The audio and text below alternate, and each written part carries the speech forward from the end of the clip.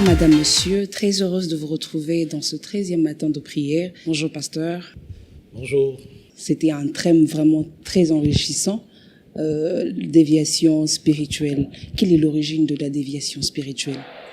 Bien, merci pour la question. Donc, je dirais que la déviation spirituelle a commencé il y a bien longtemps.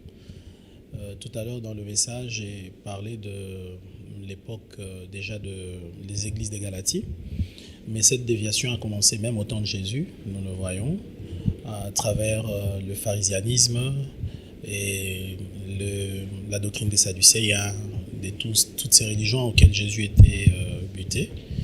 Donc ça remonte à bien longtemps avant même qu'on en parle dans les livres de Galates.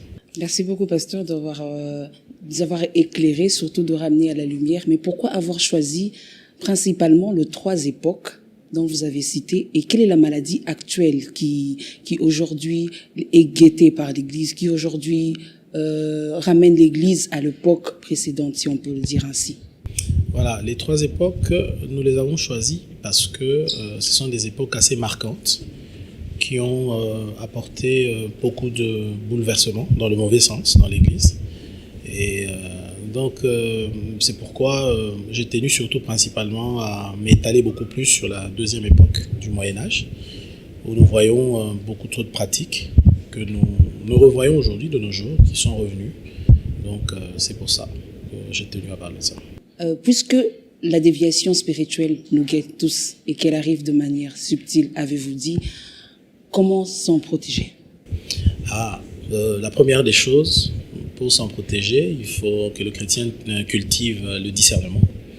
Le discernement à travers une communion forte avec le Saint-Esprit. Parce que, comme je l'ai dit tout à l'heure, s'il y a un don auquel nous devons aspirer en ce temps de la fin, c'est le don de discernement des esprits. Donc je pense que ça, c'est la première des choses. La seconde, j'ai dit, c'est approfondir la connaissance de la parole de Dieu. Parce que c'est la parole de Dieu qui est notre référence. C'est par rapport à elle que nous savons que nous avons dévié ou pas. Et au-delà de cela, je parlais de la vigilance. La vigilance qui est ce côté qui fait que le chrétien ne doit pas se laisser être naïf. Gober tout, accepter tout. Il doit être vigilant, savoir vérifier exactement si entre ce qui est dit et ce que la parole de Dieu dit, il y a concordance.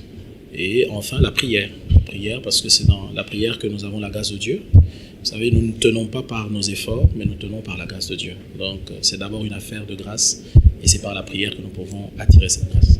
Est-ce qu'il est possible de trouver aussi des immatures dans l'Église corps du Christ?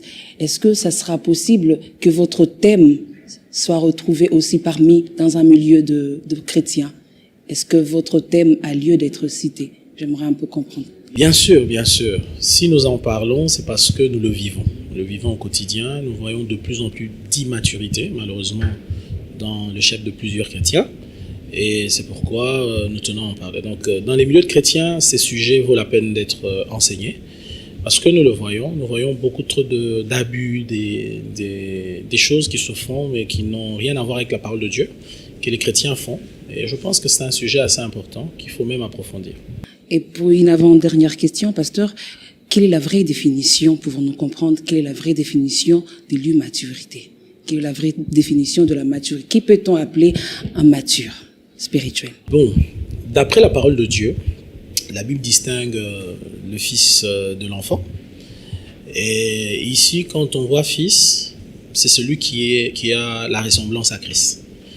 Tandis que l'enfant, c'est celui qui se recherche encore, celui qui balbutie, celui qui n'est pas encore très équilibré. Et nous pouvons reconnaître un immature par le fait que c'est une personne qui est assez éloignée de ce que la Bible nous présente de la personne de Christ. C'est un chrétien qui, dans les choses spirituelles, n'a pas une certaine profondeur et pas un certain attachement à ce que la Bible recommande. Donc c'est encore quelqu'un qui est assez superficiel dans les valeurs de la parole de Dieu, dans les recommandations de la parole de Dieu. Donc c'est en cela qu'on parle d'immature. Pour finir, pasteur, vous avez dit lors de votre message que votre message est venu pour encourager ceux qui déjà se tournent vers le voie de la vérité, mais aussi pour reprendre ceux qui se sont détournés. Est-ce que vous pouvez vous adresser à un homme, à une femme qui vous regarde en ce moment et qui se retrouvait totalement dans votre message, mais qui ne connaît pas comment y revenir dans la vraie voie en regardant la caméra? Voilà, j'encourage d'abord les chrétiens, les enfants de Dieu, qui s'efforcent à grandir avec Dieu, qui aiment Dieu, qui sont attachés au Seigneur. Il y en a nombreux, en dépit de tous les abus que nous voyons. Pour eux, je dirais tout simplement persévérer, tenez bon. La Bible nous dit que le Seigneur revient bientôt, et c'est une église forte, sans tache ni ride, qu'il viendra chercher. Et c'est pourquoi j'encourage ces chrétiens, malgré tout ce qu'ils peuvent vivre, toutes les incompréhensions qu'ils peuvent connaître. Comme je l'ai dit dans le message, il y a des personnes qui restent attachées au Seigneur, qui sont combattues par celles qui abandonnent le Seigneur. Donc tenez bon, continuez à vous confier dans le Seigneur, à vous attendre à Dieu. Et comme disait Paul, j'ai combattu le bon combat et j'ai achevé la course. Combattez le bon combat jusqu'à achever votre course.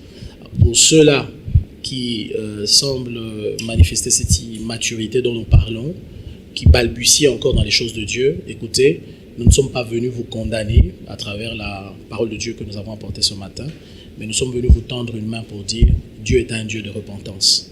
La Bible dit qu'il ne fait exception de personne en tout lieu. Si une personne le craint et marche dans la justice, il lui est agréable.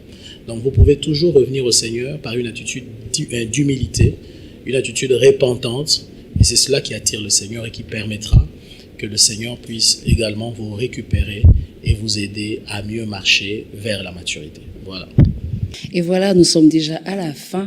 C'était bien le 13e jour de notre matinée de prière. Le sous-thème de ce grand thème était la maturité spirituelle face aux déviations spirituelles conduit par le pasteur Jean-Paul Bidolo. Merci beaucoup, pasteur. Merci. D'avoir tellement béni, tellement enseigné, et nous croyons que nous allons pratiquer cela dans la vie courante. Moi qui vous remercie. Au revoir.